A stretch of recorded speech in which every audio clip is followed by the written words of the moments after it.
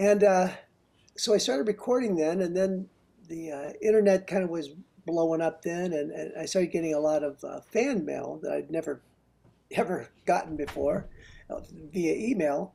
And so we went out and started touring, and I just kind of never stopped. I couldn't believe that people remembered Batdorf and Rodney so many years later.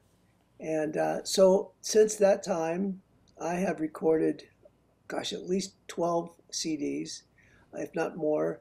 Some with Rodney, some with James Lee Stanley, some with Michael McLean, and lots of them solos. And when the pandemic hit, I always used to put out maybe an album every year and a half or two. But when the pandemic hit and I couldn't tour and couldn't do much of anything, I started recording. And I kind of have never stopped since.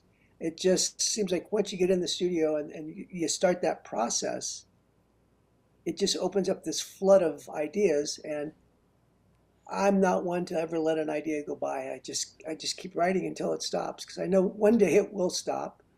But right now it's great. It's just like, it's great. I believe I reviewed Wooden Stone.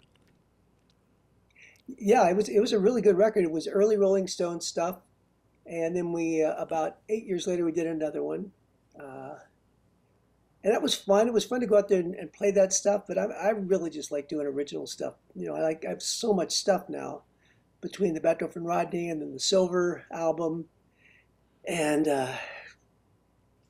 I just think that we need to keep writing songs because that's important instead of just keep doing old stuff all the time. I'd like to ask your writing process. How does it develop these days? Gosh, when it's flowing, it's just incredible. Um, Lots of times I wake up in the morning with an idea, a melodic idea, which is so weird. Um, and I immediately record it in my phone just to make sure I don't lose that thing because it changes if you don't record it. Oh, yeah. And I'll do a bunch of those, and then when I'm in a writing thing and recording, I'll go back and listen to all those ideas and think, this is not that great, or this one's really cool. Let's start with this one. And I almost always start with kind of a cool acoustic groove that kind of is like the second guy in the band. Um, so I can play off the melody. I don't really just play straight chords. I always play some kind of a little figure in the background that keeps it interesting, keeps it moving. And then when I get all that stuff together, and there'll be lyrics that pop up, uh, and then I think, okay, what is this about? And I write with a guy, Michael McLean, who's a great writer, and we just get together and we just hammer it out until we think it's great, and then we move on to the next song. Superb. It's a process, though. And it's really funny when just recently I woke up with this idea and recorded it in the morning before coffee. Went in the studio, made a little track for it, did the whole melody, had some lyric ideas, sent it to Michael to finish up with the lyrics. I had it that night and I recorded it the next morning.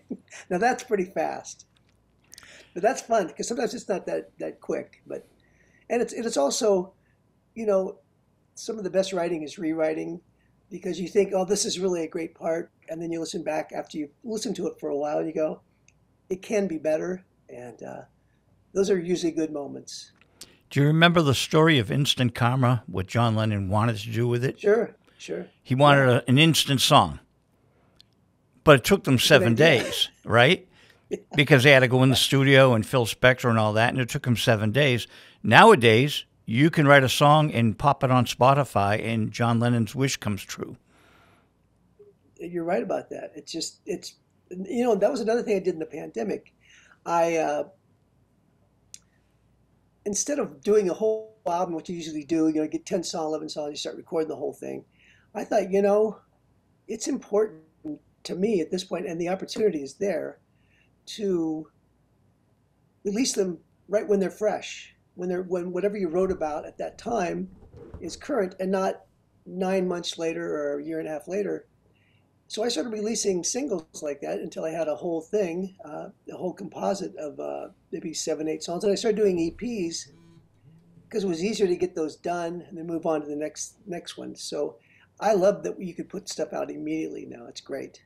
And you can, I'm on DistroKid, so you can put the singles out and then later take the ISRC code and make an album on Yes, you can. Spotify. You So can. it gives you that kind of liberty to just pop them up and have fun and see them get up on YouTube and see the reaction. Yes, it is great. It's great to have that instant karma, you know, because I mean, the only person that hears the songs in the beginning is my wife, and she hears them a million times because I keep working on it. And then you have to, I mean, as a writer, you want to play it for somebody else just to see what kind of reaction there is, and that's the most fun part. You know, Lennon's riff was like "All You Need Is Love" for instant karma. He just, rearranged it and made it different. But it's really, I'm fascinated by that song and the soul story behind it. And when you got now Spotify and you've got CDs and EPs, do you like to have the Spotify first and then press a record, or do you not even press anymore? No, I do press because I mean, it used to be a big part of musicians' income would go out and sell 30 to 50 CDs a night, but those days are gone.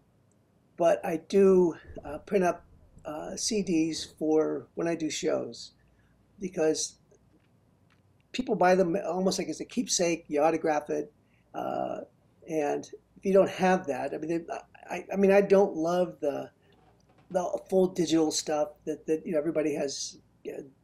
Listens to MP3s, and I mean, there's nothing like hearing a real big wave file, playing it back, and going, "Oh my God, that sounds great." And then when it gets crushed down to 10% of what it is, it doesn't sound as good. But people don't seem to care. But I want to give the option. There's also you can go on what's it called, Bandcamp, and you can upload wave files there for people that want to hear the wave files. And you don't CDs don't sell as much if you don't play. I don't sell a lot sitting around here at the house, but I still think they're an important thing to do. We have a generation that listens through earbuds, and it drives me crazy. And you go into a store, and they got treble only, no bass on the radio. So musicians are dealing with YouTube, which is basically, I think, MP3. Yeah, pretty much. Yeah, And that's so, what they want. yeah. And so if you're not on the Bandcamp or on SoundCloud or Mixcloud, whatever it takes to, WAV files, it Right. can be difficult. But like you said, the audience doesn't seem to care. No, it's not like the old days when we had Macintosh amps and giant speakers and $1,000 turntables.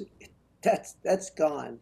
People wanted to hold it in their hand, put it in their ear, and listen to it, and that's just the way it is, and that's But okay. when Iggy Pop's The Stooges came out, I paid $2.99 for it, right? Back in we're talking Right, 1972, whatever it was, right? right. 73. You go into Barnes and Noble now, and it's like $30 for that same Iggy Pop record. And I love Iggy, I but who would think like an Iggy Pop record at $30? It's just, and so Yeah, there's it's these kind of audio bizarre. files. Do you like vinyl still? Um, you know, I was a big fan of CDs. Vinyl wears out. There's always uh, noises between a smudge or a little scratch or something. And when CDs came out, I remember I bought the whole Beatles collection when it first came out. And for me to be able to hear the purity of that music without any kind of background noise, which is inherent with records, I heard stuff I hadn't heard before. I thought it was really funny that they had to fade quicker because they had to get rid of that noise at the end that was on the record that you didn't actually hear because of the wow and flutter. We don't have wow and flutter on digital CDs. So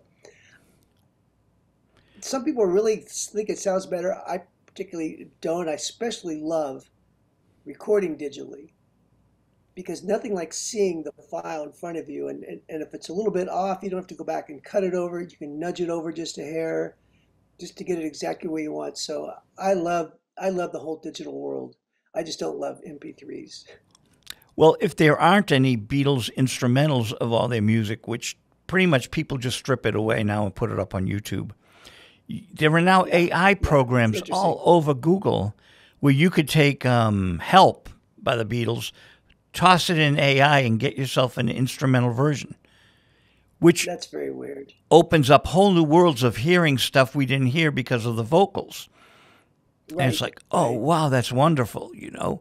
But you could spend your whole life like in this AI program just taking the Beatles songs and the Stones songs and stripping away the voices.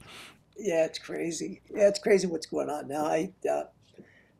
The AI thing's a little scary, just because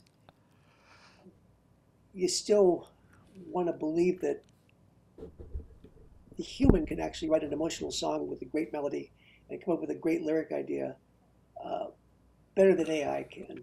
Eventually, I'm sure that's not going to happen. But I mean, for now, I think that the purity of just the artist doing it and not having AI help is good.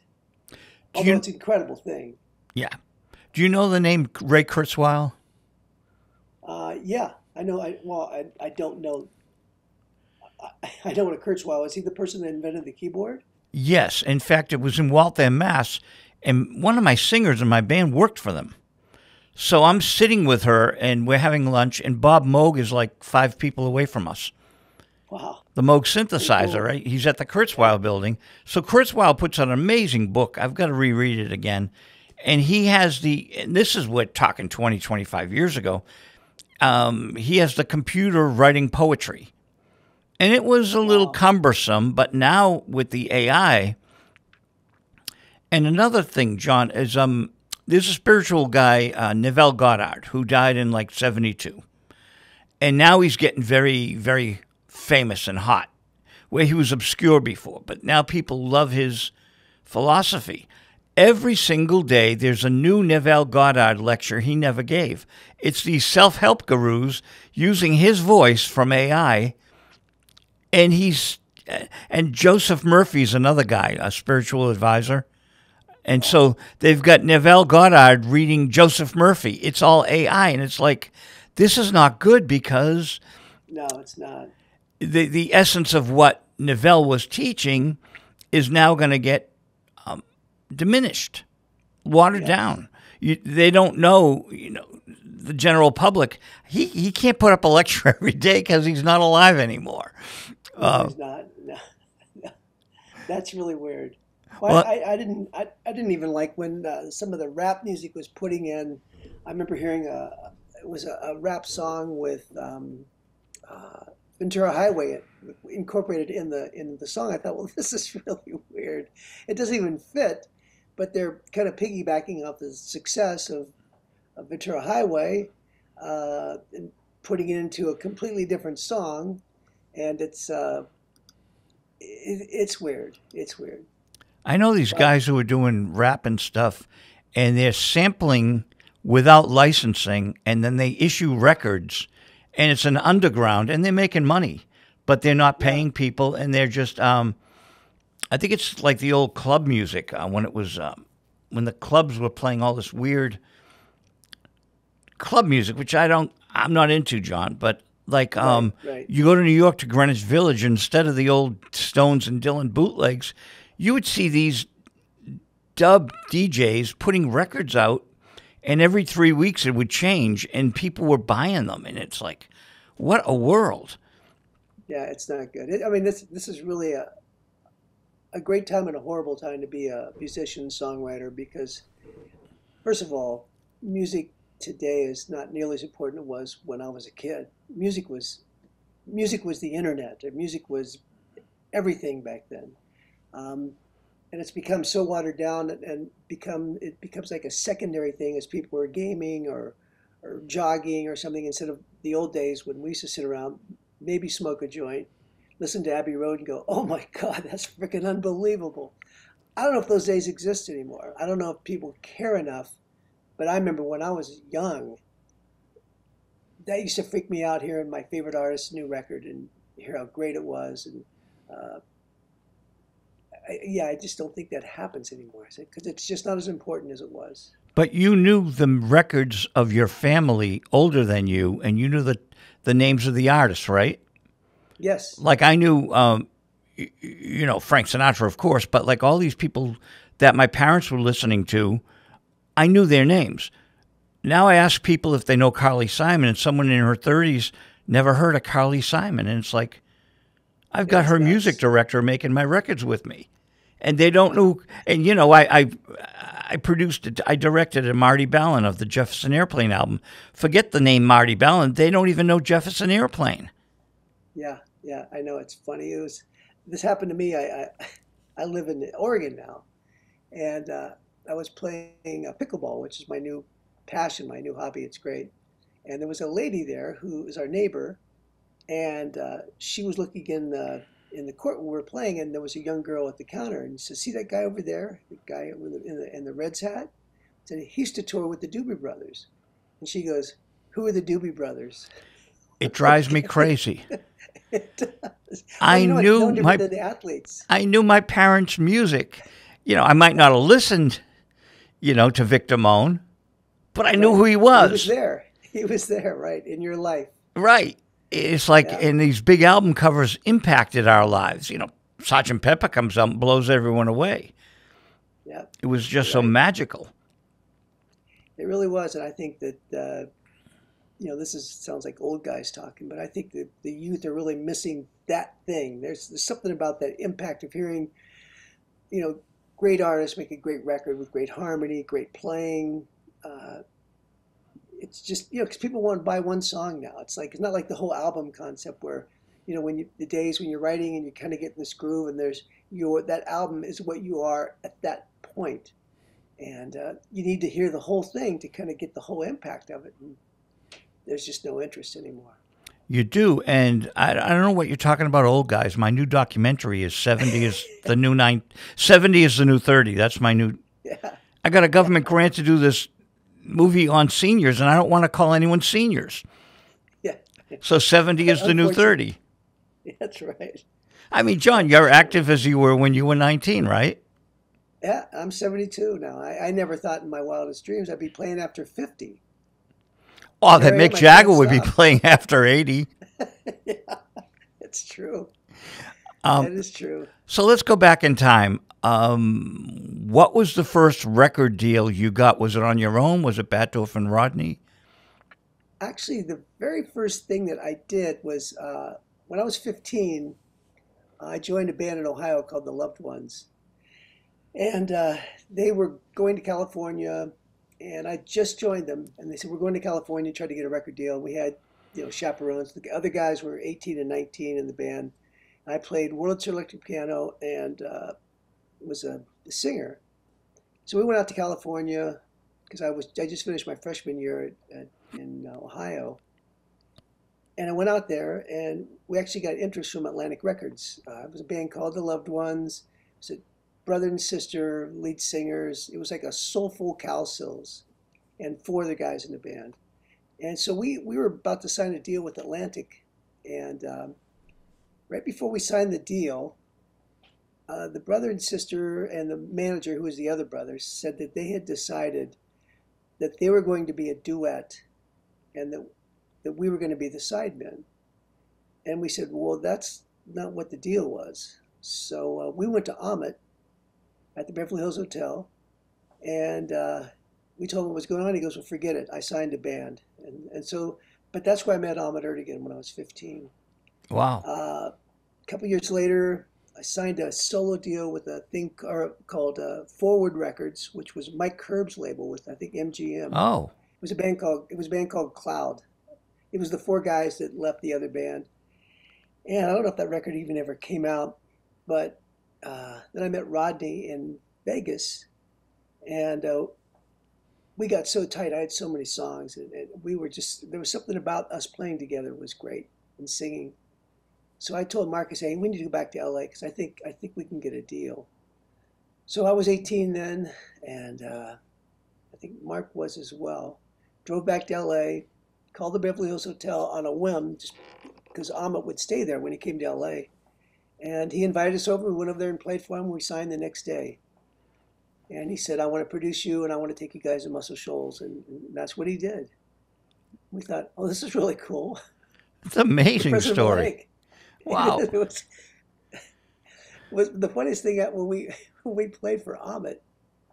Uh, he was at this big bungalows and there's all these bedrooms and his meetings were at different bedrooms. So he comes in and we're sitting on one bed playing for him. He's sitting on the other and he's always leaning forward listening. And so he jumped up after the first song. We played "Oh My Surprise" and he goes, I want to sign you. We went on this whole big thing. We played a few more tunes. And then Mark and I were leaving and Mark goes, who the hell was that guy? He was the president of Atlantic Records. He didn't even know who he was, which is probably better because we just were in there just showing off as we usually did. And it was a magical start. I mean, just people just, that kind of stuff just doesn't happen anymore. You don't sit in front of a record president and play him your tunes and he says, I'm going to produce you guys down in Muscle Shoals. It was great. It was fantastic. But we thought, we were really young, but we thought we were ready. We couldn't have been any better than we were at that time because we practiced all the time. That is terrific. Amit was always nice to me. He was such a great guy. He was so fantastic. Always took my phone call. I was A&R for New Rose Records, a French label, and we had the Saints and the Trugs, and he goes, the Trugs, Wild Thing. I said, yes. And so he set up a meeting for me immediately. And then I managed Jimmy Miller, and so I got to meet Amit in his office when he was building the Rock and Roll Hall of Fame. But that we met this incredible giant is just so essential to my life, and I'm sure to yours, that Amit was Amit. Yes. Amit. And he was a gracious man. He was very nice, and he was because we ended up signing with Geffen next for Asylum because we wanted to have a West Coast, which was kind of Atlantic anyway. They were distributed through WEA. And then we had Clive on Arista. And those are three pretty big guys. But we always loved the way Amit was. He was more of believe it or not, he was kind of he loved hanging with the players. He was kind of a street guy. He'd come down to Muscle Shoals. He'd be wearing a jean jacket and, just hang out and just kind of get a sense of what was going on the street. And I think that made him different than all the other elites because he was always looking for the pulse of America, and that's what was so cool about him. When Jimmy Miller was producing the Stones, Amit would call up and say, Jimmy, I want to come to a session. And he said, the three-piece suits during the day, and he was impeccable, right? Impeccably dressed. He goes, but at night, Amit could get down, and he'd come into a Stone session, and it was great. And Jimmy was open to ideas from other people. He always let someone have a little say in making of the records because he knew it would go a long way in the promotion and the record label and stuff. He was really smart man about that.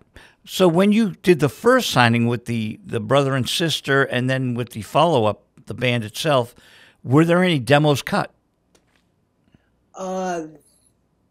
Mark, in LA, during the period when I was around probably 17, I started working with a guy Peter Canville.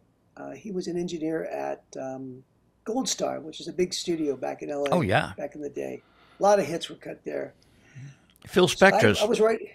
Oh, yeah. Yeah. Yeah, he loved the reverb there. Sonny Bono. It was great. I mean, Buffalo Springfield.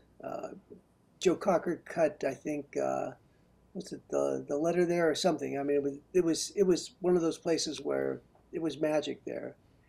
And so we started recording demos back then, and some of the tunes we cut during that year and a half, I don't know where they are, unfortunately. I actually have a few demos of the band, The Loved Ones, that are on tape. I should probably digitize them and listen to it. Absolutely. It's your history. Yeah. And so a lot of those songs that I was writing at that time eventually became part of the Batdorf and Rodney repertoire. We had about 30 or 40 songs when we auditioned for Amit. And that's enormous. Yeah, it is a lot. But I've been writing since I was 15, so I had a lot of stuff. A lot of stuff was more kid stuff. It wasn't quite good enough, but it's part of the development process. I mean, nobody's really great when they first start. I mean, you have to learn. And So yeah, I do have some of that stuff. I found this is funny. I found before Mark and I came to LA, we went up to Mount Charleston, which is outside of Las Vegas, and I wanted to do a poor man's copyright on all the songs. So we went up there with these guys, and we smoked a bunch of pot, and someone had a stereo cassette player. So we just went through all the songs and played it. And like 30 years later, my brother-in-law found the tape in his attic, and he goes, "Do you remember this?" And I went, "No, no." So I ended up releasing it. Uh, it's called John and Mark, and it's all those songs we cut up on that mountain. Some of them are on the off-the-shelf record, and a lot of them aren't. But it's really cool to hear that. And eventually, they pop up on Pandora. I go, "Oh, damn!" I remember that. It was freezing up there. We were having such a good time, and it's just thinking back. It's just pretty remarkable that I'm not even dead. I mean, I was 15 when I came to LA. How am I not dead? Oh, don't say that, John. We're so happy you're here. You could. Here's my request, and you don't have to listen to it, but since you got Spotify and everything, maybe some biographical, almost like a box set album with like the duo and some of these other tapes that you haven't put out, and a history of John Batdorf, just for online. Yeah, I may do that. There's a lot of old stuff, and the thing about my philosophy, I'm always looking forward. That's just kind of how I am, and I don't like bogging down with past stuff. I just love moving forward and having new stuff. So it's hard for me to take that time and go back and do all that stuff. And I know that the tapes probably need to be baked. They're probably just been, gosh, 50 years old almost. But it'd be a trip to hear them. And it would be, I don't know if people would want to hear it. You never know. Well, that was Mick Jagger's philosophy, and he's now come around to releasing the old material, and people go crazy because that stuff is, especially the golden era with Mick Taylor and Jimmy Miller, the stuff great. is so significant. Yeah, But Mick without a wanted to doubt. stay contemporary, and he wanted to be considered a current band and not go back. But I think for the fans, they want artists to go back because they love that period. Well, I think it's my philosophy is that, I mean, I'm friends with the guys that were in America, and they were, I mean, we met them right when we were cutting the second Batdorf and Rodney album at the record plant in LA. And we thought that we were going to really make it bigger than we actually made it. We were really huge on FM radio, but never had the hits like they did. And the blessing and the curse of someone who is really successful, they came up here to our town here in Bend, Oregon, and played at the fair. And I sang with them on Horse with No Name. And I was thinking to myself, and this is nothing against them, but I thought, I don't know if I could be singing those songs 50 years later. It just, and the thing with me is because I wasn't as successful as them, I don't have all those hits. It seems like it's more accepting from people who were fans in the 70s to hear what I'm doing now, which I think is kind of a cool thing. I probably wouldn't have been sad if I had hits as big as they had, but I also see the downside of that. It's again, it's just looking forward, and so anyway, Great that's how I look at it. Ian Hunter quote. I love Ian Hunter. He's amazing, and his new stuff is just wonderful, right? And I guess he said he saw Procol Harum and they didn't play Whiter Shade of Pale, and he knew at that moment he had to play all the young dudes for the rest of his life. Well, you have to. I mean, I have to sing Wham Bam from Silver. So when I went in Guardians of the Galaxy, Yeah. I thought, look, I'm an idiot if I don't play this on stage. It's the biggest record I ever made. It was number 16 in the nation. I freaking hated it at the time. I thought, this is the sixth song that Clive made us do. But then when I got in the movie, I thought, this is kind of cool. So I'm gonna do an acoustic version of it and start playing it. And people, it's funny. There's a story in Washington, D.C. I was playing at this place. It's like a museum. And the people who were there to see me were older people from the era, and there was a lady who looked like your granddaughter. And so, I'm playing my tunes from the past, blah, blah, blah, blah, and I see her face. She looks like, why am I here listening to Grandpa play? And then I talked about Wham Bam. She just lit up and said, "Oh my God, that's the guy that sang Wham Bam. That's incredible." So it was a great reconnection from grandma to the daughter, the granddaughter. It was great. You could just see that thing light up. And I thought, well, I'm glad I played that song. Otherwise, she would have just been miserable the rest of the night. I just read the second Clive Davis book, and I read the two books on Ahmet Ertegun on the treadmill. I go to the gym every night, so I'll read the books on the treadmill. And Clive was disappointed that some of the artists wouldn't do the covers, he said. Like Melissa Manchester didn't want to do You Should Hear How She Talks About You. And Barry didn't want to do I Write the Songs. He didn't want to do Mandy either. He didn't? Wow. That's one of my favorite songs. Well, it was originally called Brandy. Oh, yeah. Oh, I know. Yeah. And I guess he almost cried in the studio because he was so disappointed that they were making him do this song. And that was Clive's thing. He would give the artist 8 songs, and you had to do 2 of his. And Wham Bam was actually originally cut as a Batdorf and Rodney record, along with Somewhere in the Night. There were 2 songs that were going to be on our next album. And Somewhere in the Night came out and peaked at 79, and originally Barry had the hit. And Wham Bam, I formed Silver. We broke up in that area, and he said, well, we played for him. We practiced for 2 weeks, these 3 of us. And he says, listen, I'll have you guys do an album, but you have to release Wham Bam as the single before the album's out. So we said, okay, so we had to go in and erase all Mark's parts and put the new guys on there. So it became Silver's first single. And we did hate it. All of us, thought we were like these young hip guys, and singing Wham Bam Shang-a-Lang and the sha-la-la-la thing seems so dumb. But at 72, I've gotten over it. And I'm embracing Wham Bam Shang-a-Lang. Well, Clive was right. And he knew how to it was marketing. And as a musician, you don't think of marketing. You think of writing a great song. Right. Yeah. And Clive's thinking of, how do I sell this? Exactly.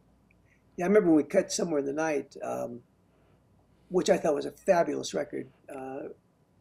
It's an amazing Great song. Oh, it's an amazing song. To me, it's like almost the epitome of the 70s ballad. It was Richard Kerr and I forget who the other writer Will Jennings, was it? Will Jennings, yes, Will Jennings. And it was such a beautiful song, and I loved doing that. We had a whole orchestra doing it, and that was kind of right when Mark and I were falling apart because we were going to do this new record, and we did Somewhere in the Night and Wham Bam. Clive produced the Wham Bam record, and on Somewhere in the Night, we sent him the track mixed, and he said, this sounds like a solo artist. I want this to sound like a duet. So we thought, oh, God, okay, because it sounded great. So we had Mark go in and try to sing it, and he couldn't. Mark was a really good kind of a background singer, but he would never be a front guy in a band. And I don't mean that in a demeaning way, but there are guys that are front guy singers. Oh, yeah. And so and as a guy who's been a lead singer my whole life, there are things you do as a singer that it's hard for people that don't have that riffing thing in their DNA. And he had a really hard time doing it. So Clive heard his voice. He goes, this is not working. So we got David Pomerantz, who was an artist signed to Arista. I love David. Oh, yeah. To sing the verses with me as Rodney. And then Mark's part were on the chorus. It was fine. But that was kind of the beginning of the end for the Batdorf and Rodney thing. It was, you could see, because he got, I guess he just felt, he lost. We cut the last album, or the Arista record, and Clive, and I encouraged Mark to write. I would love to have had him write half the songs for the record, so I wouldn't have to do it. So I encouraged him to write, and he only got one song, so he started going downhill then. And then when this happened, when he couldn't cut it on the vocals, you could see that he was really losing interest, and so that's that was kind of the beginning of the end for us. But the record came out great, and just bands don't last forever. What was it like having Clive as a producer in the studio? Uh, well, he was way different than Ahmet. Ahmet would just be there with his head bobbing and go, "That sounds great, man." And Clive was very, "Now, John, you're crooning. Time," and he would actually sing for me. I want you to do it. "You found time enough to love." I go, okay, I kind of get the idea. So it was a little different working with him than Amit. That's funny. Yeah, Amit really had the groove, and they were. When you read the book, he was in there. They were just making the records, and they were looking for the hit. And it's a fascinating story. There's two different Amit books. There's one by the guy that did Exile on Main Street that I've interviewed. I'm having a mind meltdown. Robert Greenfield. So Mm-hmm. Greenfield, I felt the Exile on Main Street book was too hard with the drugs. It was all about the drugs, the drugs, drugs for the Stones. Right. And the Ahmet book is amazing. And Rob Fraboni, who works with the Stones and Clapton, we worked together. And he was telling me, you got to read the Greenfield book. It's great. And he was right. And then there's Ahmet and the Beginning of Rock and Roll or something by, I think, two women. And both are very good books. So that you can get the whole feel of the whole Atlantic thing, what they were doing way back when. And Morris Levy and all those people, they were all colleagues. Yeah. And so what you experienced is kind of written in book.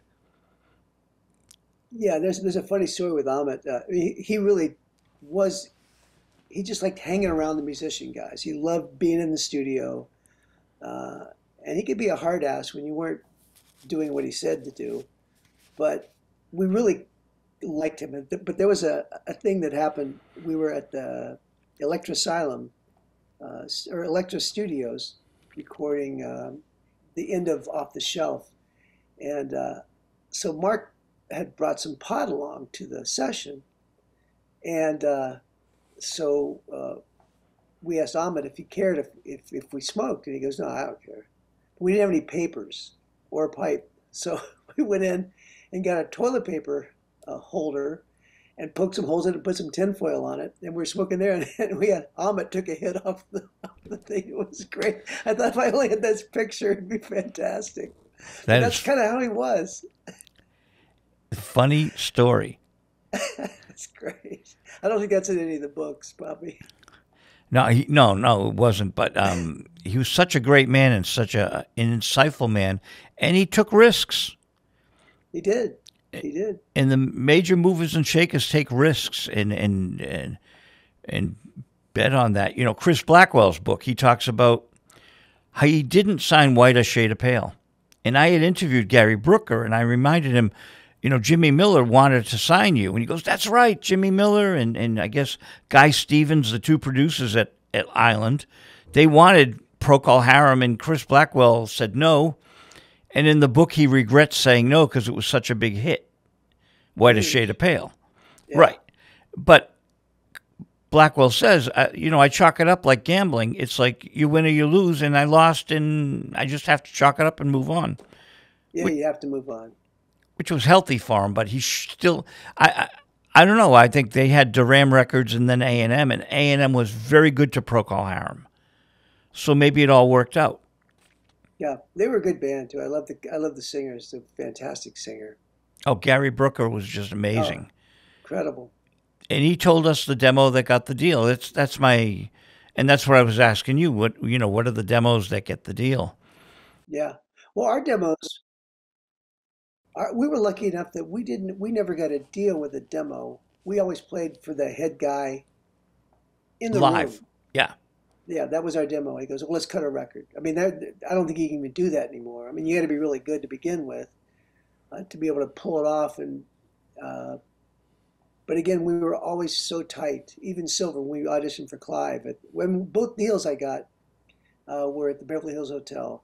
First one was with Atlantic in 1970 in December, and then we just moved over to Asylum when Geffen took over. So we didn't have to audition for him because we'd already had some kind of success.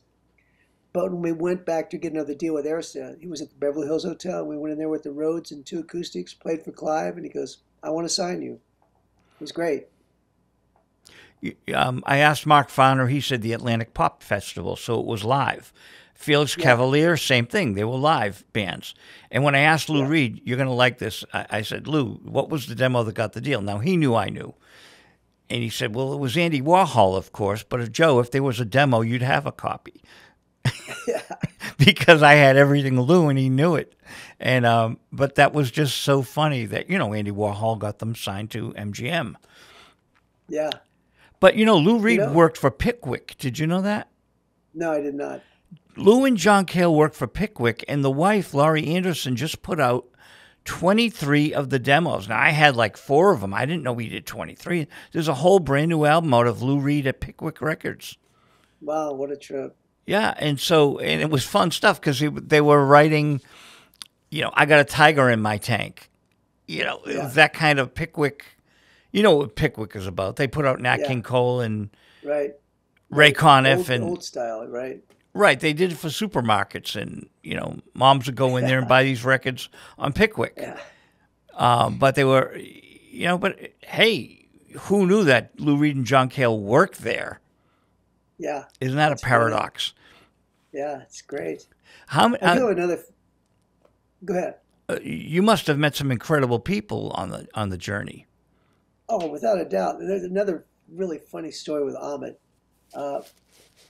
We were getting ready to make the second album, and we needed some tour money. So our manager said, "Listen, the best way to get money from Ahmet is for you guys to go play some new material for him." So we thought, oh God, okay. So we go over there. It was around Thanksgiving, and there was a bunch of people there. Eve Babbitts was there, Earl McGrath, David Geffen was there.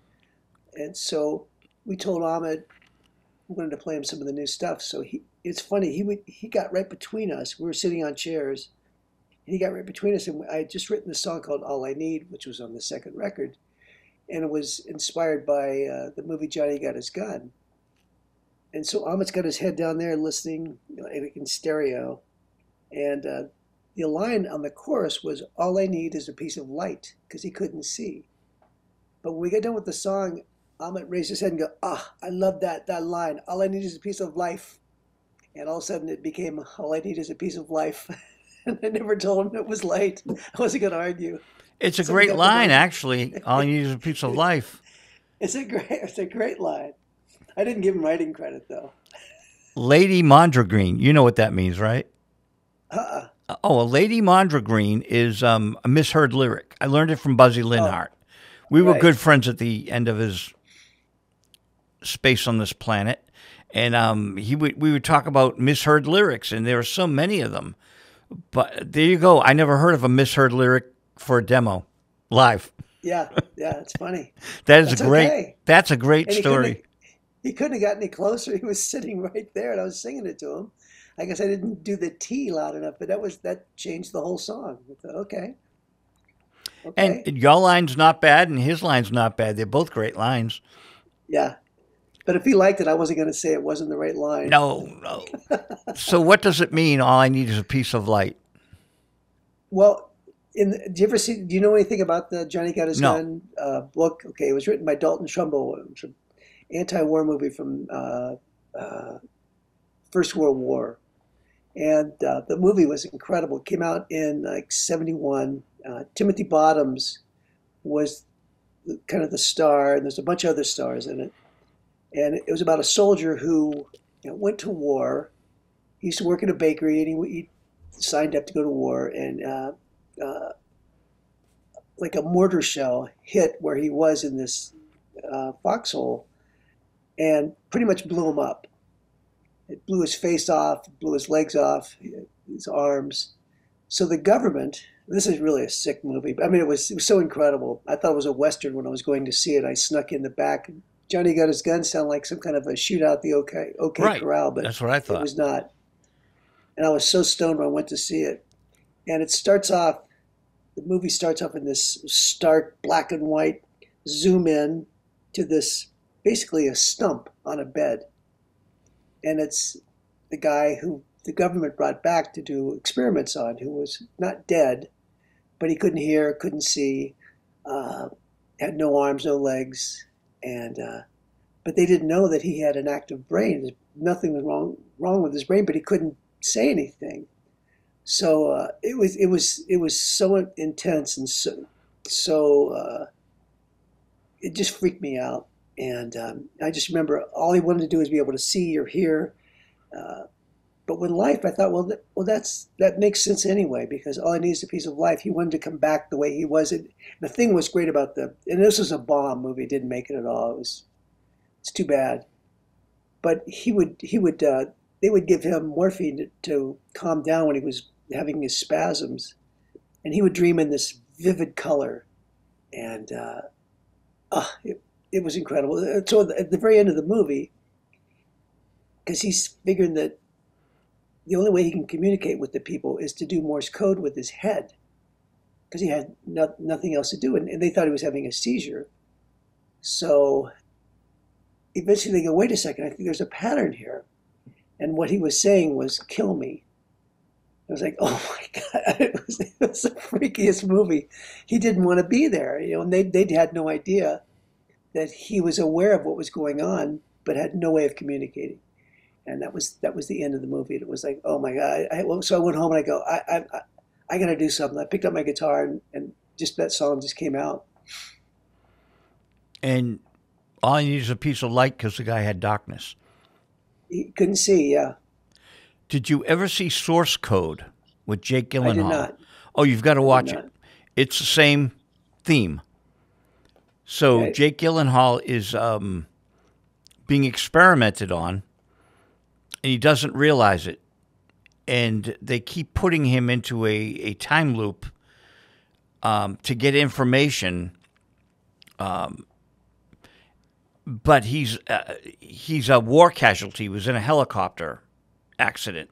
So they got him in a scientific chamber, and he's got to figure it out. And it was David Bowie's son who actually, his second movie, he directed it. Wow. And then what a trip. I got to interview him, and I told him I met his dad. But it was kind of, he is this like guy in his 40s. I met his dad when he was like 5. It's just weird, wow. but like, it is great weird. movie. I love the movie, and it was great to interview him. But there's a definite alignment with the movie you just talked about, Johnny. Yes. Yeah, it was great. Johnny Got His Gun. I don't know if I can watch it. You don't want to watch it late at night. Okay. You don't want to smoke a joint before you see it. I mean, you have to be able to go somewhere afterwards. I don't smoke pot. I don't smoke. I don't drink. I'm goody two shoes. Oh, there you go. That's okay. It's still going to freak you out if you ever watch it. Yeah. It's so stark. It's just wow. But you don't know where songs come from. That came from that movie. Thank you for the story. What was the most either interesting or fun gig with Batdorf and Rodney? Probably the most kind of impressive. I mean, there were a lot of fun gigs. We played in the Bitter End East and the Bitter End West. Paul Colby was just a character. Those are fun gigs. But one of the coolest gigs we did, we played with Youngbloods at Carnegie Hall. And with Jesse? Ahmet and Mika. Yes, and Ahmet and Mika were there. Wow. And we got a standing ovation at Carnegie Hall, and we were like 19 years old, and there was we used to call like our dad, Ahmet, out in the audience, and came back and had some nice things to say about us, and we met his wife. That was pretty cool. Some of the other gigs with Silver, we toured with America when they were at their peak, and they had huge audience. I mean, our first Batdorf and Rodney tour was with Bread. And they were a huge band at that time. I mean, they weren't really exciting live band because it was mainly ballads they did. But gosh, you just hear hit after hit after hit after hit. And that was a great way to get an introduction to the United States, was to go out and play with a band like Bread or America. Those are great gigs. We had a lot of great gigs. We love playing like McCabe's, or, just a small little thing where there's just those kind of gigs that are there. And if you weren't there, it's never going to be like it was at that moment. Sometimes it's the small things that are really the coolest. But playing for Ahmet, getting a deal with sitting there playing for him, that was a pretty cool gig. That's legendary. David Gates used to write for Johnny Crawford. Remember the Rifleman? Kidding. No, Yeah, David Gates was like a staff writer somewhere. Wow. So if you look him up, I just remember because, Rumors by Johnny Crawford. I like it, so I think I might have downloaded the sheet music or something. But there's, I think the flip side is written by David Gates. Wow, what a trip. Yeah, and so I looked him up. He was a great writer. Yeah, but he had his roots. He like Lou Reed at Pickwick. Lou Reed's writing heroin at Pickwick. That makes no sense, right? Hey, we all start somewhere. But to write that kind of a song, which, I adore, but I don't do drugs, but I like the drug music and the psychedelia. And that whole period was wonderful. Yeah. You guys such, you saw? Yeah. I saw this great, it was a documentary about the New York Dolls. And it was, this is such a bizarre, and I forget the name of it. The guy who played bass in the New York Dolls, after the band had broke up. Arthur Kane? I don't remember his name. I think his name was Killer Kane. Mormon. Wow. He became a Mormon missionary, and he was at the bookstore at the Mormon Temple in Los Angeles. And kind of nobody really knew what he did before. It's a whole different lifestyle than the New York Dolls, Mormon bookstore. And so something came up where they were going to do a reunion of the New York Dolls. So all the people that he worked with at the bookstore were really excited for him to go back to New York. And so they did this whole thing about from the beginning when he's at the store, and then he goes there and they do this reunion. And it's the most bizarre thing. The guy couldn't breathe and play bass at the same time. So he would play and then hold a note and breathe. They were actually showing him. It was so bizarre. Wow. But they had this big reunion. Everything was great. And then the guy died. It was the most bizarre documentary I think I'd ever seen. Well, I want to talk about you, but my connection to the Dolls is I signed Johnny Thunders to New Rose Records. So that's how I met Jimmy Miller and became his manager, because they came to me. No one would sign Johnny. It was our biggest selling record of the year, 1983. Wow, what a trip. And then I'm at a party with the promoter. Remember the Don Law Company in Boston? I don't think I remember. Don was the big promoter. So if you came through the Tea Party or anywhere, that was him. Right. And he's Live Nation now, so he's still there, right? Right. So I'm at a party for Don Law's secretary, and David Johansen's there, and he corners me, and he's drunk. You have to clean up Johnny. It's your mission. No one could clean up Johnny. That was like... Yeah, forget about it. I'm with the, I saw them in 73. March 1st, 1973, I saw the Dolls. I remember the date. In Boston. I was 19 years old, and they were brilliant. It was like an airplane hangar. And you're going to love this. I thought Mick Jagger was in the room, right, with these two blondes, and this guy looked exactly like Jagger. So I go up with my microphone, because I'm taping the gig, right, on cassette. Yeah. And I go up to the guy, will the Rolling Stones sign the Dolls? And he goes, no. And I walk away. It was Steve Tyler of Aerosmith. Who I know now, Joe Perry's a personal friend. I know Steve Tyler, but it was Steve and Maxine and Alyssa Perry, which was Boston rock royalty. But I thought it was Mick Jagger signing the Dolls. It was too funny. They have similar facial structures. He looked like Mick Jagger in the day. Yeah, he intentionally looked like Mick Jagger. That's funny. I could tell you Aerosmith stories, but this is about you. I got lots of them. But these are great, great stories, John, and it's 4 01. We can like talk for another 5 minutes. Al Sure. Greenfield from Foreigners calling in at 4:15. Well, there you go, man. What a day. Yeah, I have fun here. This is great stuff, and Yeah. we get these stories immortalized on my show. That's great. And we're talking to John Batdorf, who I just think is an amazing songwriter, and I love your work. You know that. Yes, thank you. Did I do okay with the bio on you? Oh, yeah. It's fine. Yeah. Yeah. So I wrote for All Music for 9 years, and that's how we Yeah, it was good. basically met. Yeah, I thought it was great. Yeah, You and did that for allmusic.com, right? right, they're a metadata database, but it was Jimi Yeah. Hendrix's dad that helped me get the gig. Not personally, it was his co-writer. Jimi Hendrix's dad, Al Hendrix, I reviewed I Am My Son Jimmy for this publicist in New York. And Jazz Obrecht Yeah. was the co-writer. And Al loved what I wrote. And so Jazz wanted to hire me for All Music, right? So I said, well, I got this great Peter Noon interview. It's terrific. I mean, he tells stuff that he doesn't, I've known Peter since 1980. And he just did a great job on my show. And he goes, no, we want your Suzanne Vega. So they bought my Suzanne because she didn't talk to people at the time. And I got 50 minutes with her on tape.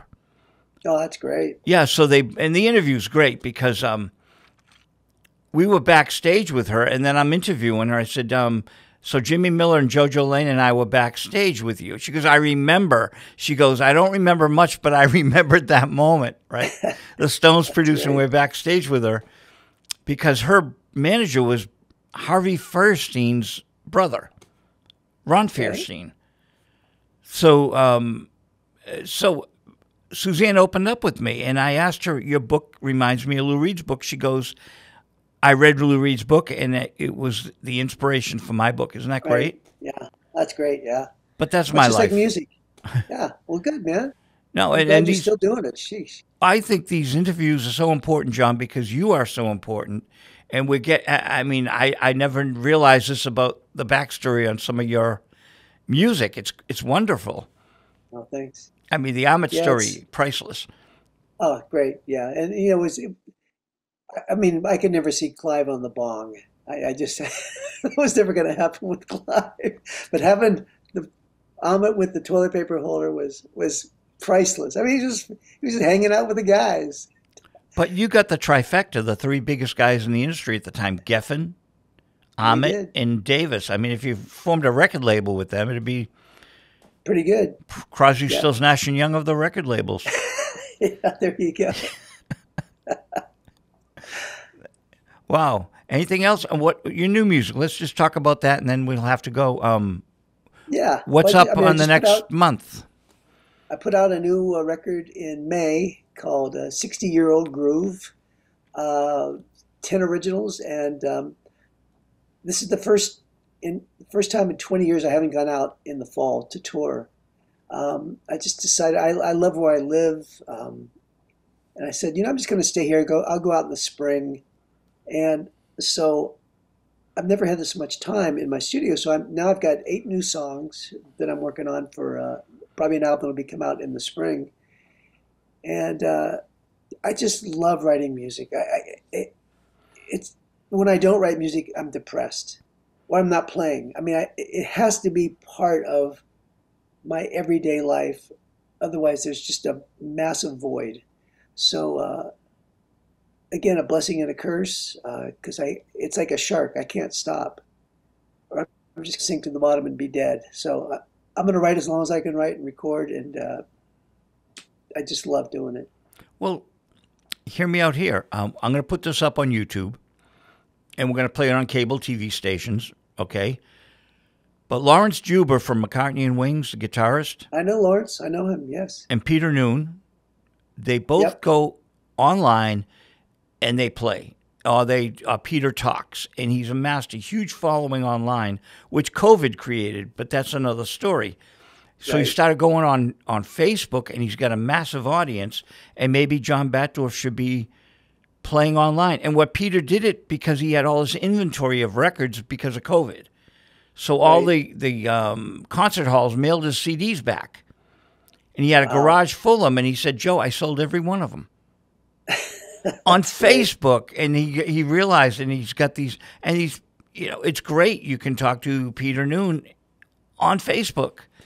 Yeah. Well, I did a lot of those shows during COVID because I said I have to play for people.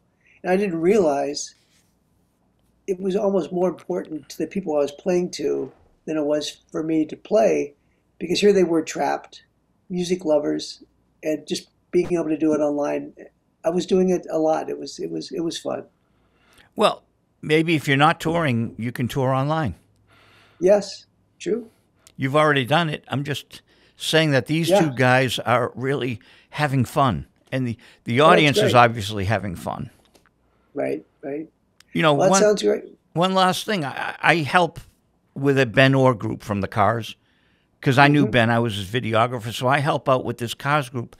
The girls are insane. I mean, we've got close to 3,000 plus fans, and the girls are putting pictures up of Ben, and he passed away, and they're still in love with him. I mean, there's these love letters to Ben Orr, and it's like girls, like, I tell the other administrator, it's like, the guy's gone. What are these love letters? One girl called me up. She says, I worry about Ben every day. And I'm like, he's gone.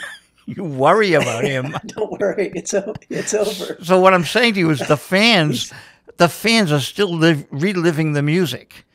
And they're out there. And maybe the guys who are still performing should reach them instead of...